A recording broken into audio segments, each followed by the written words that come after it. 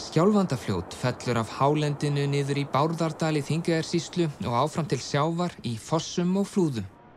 Frægastur Goðafoss, mikið aðdráttarafl fyrir ferðamenn. Og ofar Aldeyjarfoss, rómaður fyrir stuðlabergsmyndanir. Í fallvatni fólkin orka og hana vildi Landsvirkjun beisla með stíplum ofan við Aldeyjarfoss.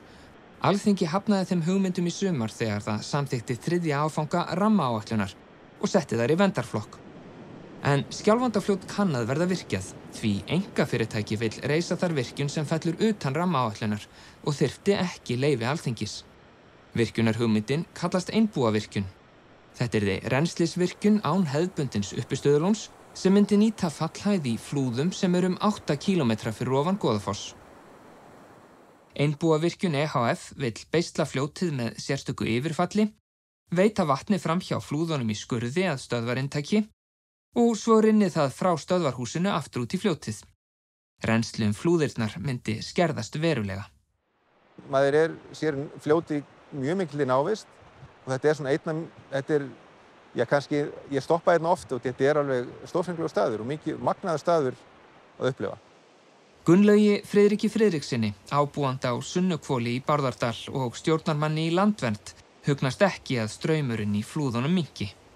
Það verið að taka það mikið af vatni af fljótinu að það mun hafa veruleg áhrif á flúðirnar og marga mánuði þá mun stór hluti þeirra vera þurrar. Jörðin Kálfborgará á landað væntanlegri einbúavirkjun. Bóndinn, Helgi Hallsson, hefur ekki áhyggjur af flúðunum. Þær eru margbreytilegar og þær verða kannski bara enn margbreytilegri fyrir þetta. Helgi og eiginkona hans, Jóhanna Jónsdóttir, myndu hafa tekjur af einbúavirkjun og eru eindregið stuðningsfólk hennar. En Helgi og Jóhanna eiga ekki bara vatnsréttindi í fljótinu, heldur myndi stór hluti mannvirkja líka vera á þeirra jörð. Og þau yrðu áberandi, 8 metra breiður og 9 til 12 metra djúpur aðveituskurður virkjunarinnar myndi skerast í gegnum túnið neðan við bæinn. Hvernig líst þér á þennan mikla skurð sem hér á að koma?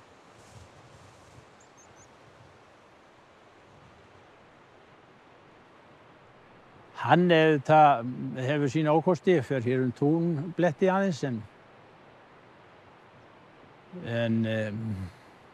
ekki það gerir jörðinu ekkert óbyggilega fyrir það. Áætlað að uppsett afl einbúavirkjunar verði 9,8 megavött og að hún geti framleitt raforku sem á við notkun 20.000 meðal heimila. Allar hugmyndir virkjanir sem eru 10 megavött eða stærri þurfa að fara í umfangsmikla úttekt í verndar- og orkunýtingaráætlun stjórnvalda sem í daglegu tali kölluð rammaáætlun. Virkjunarkostir fara þá fyrir sérstaka verkefnisstjórn sem umhverfisráðherra til ráðgjafar við undirbúning tillagna til Alþingis hvaða svæði á Íslandi á að nýta til orkuvinnslu og hver á að vernda. Alþingi á svo lokaorðið. En virkjanir undir 10 megavöttum eins og einbúavirkjun þurfa ekki að fara í gegnum rammaáætlun. Þær geta samt sem áður þurft að fara í gegnum umhverfismat hjá Skipulagsstofnun. Þær þurfa að fá virkjunarleyfi hjá Orkustofnun, fara í skipulagsferli hjá sveitarfélagi og fá framkvæmdaleyfi og byggingarleyfi hjá sveitarfélaginu. Bárdælingar hafa lengi nýtt vatnsafl til raforkuframleiðslu. Byrjaði að vera að setja upp heimarafstöðvar þar fyrir 1930 og enn framleiða sumir bændur rafmagn sjálfir, eins og í Svartárkoti. En Guðrúnu bónda þar hugnast ekki áætlanir einbúavirkjun.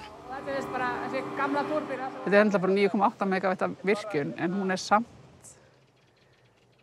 svona ef við setjum þetta í samhengi við heimarafstöðvar, þá þetta samt stór virkjun. En þetta enda bara rétt fyrir ofan Goðafoss sem friðlýstur. Þetta bara breytir verulega ásnýtinni líka í dalnum. Friðrika Sigurgeirsdóttir á Bjarnastöðum á ekki landað virkjuninni en eindregin stuðningsmanneskja hennar. Ég bara spennt fyrir þessum áformum. Ég hef alltaf gaman að þess gert eitthvað. Og ég hef þó trú að þetta sé til bóta fyrir sveitarfélagið og samfélagið hérna að við stöðnum ekki alveg framkvæmdarlega séð. Ég held að okkar hagsmuni til langs tíma hljóti að vera þeir að gefa framtíðarkynslóðum Skjálfandafljót óvirkjað. Ég sé ekki að Goðafoss sé ónýtur þó að sé búið friðan, þó að sé búið að lána vatnið í 2,5 kílómetra hér upp í dal áður en það kemur í hann. Ég sé engin neikvæð umhverfisáhrif við þetta.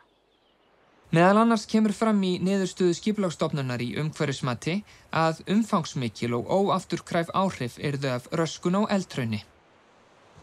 Hvað með hraunið sem er náttúrulega nýtur ákveðna verndar, hraunið sem þarf náttúrulega Grafa í gegnum. Já. Sko, ég sakna þess nú ekki neitt, því ég nóg af því hérna. Skynjar þú efasemdaraddir hér í sveitinni mikið þessa virkjun? Nei. Ég skynja þær mjög lítið.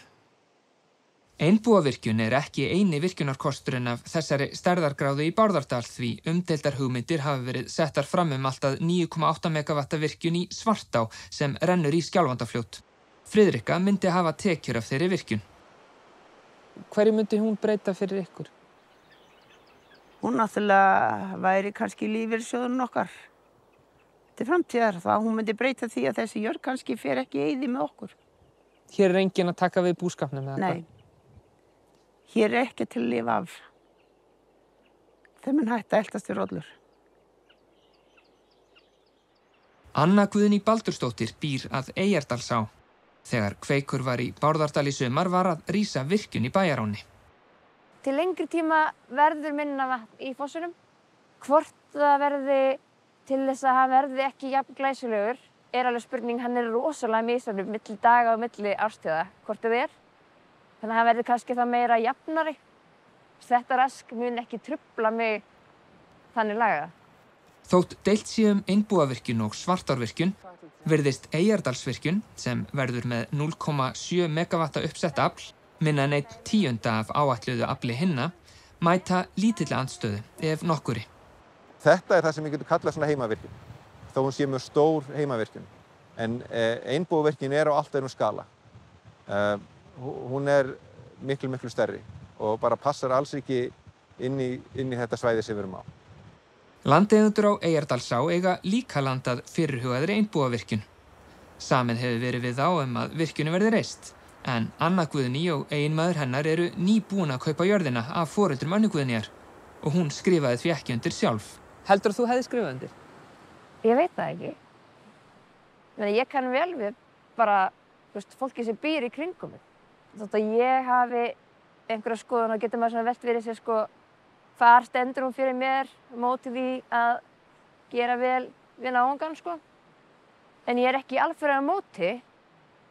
En þetta er mjög stór virkjun.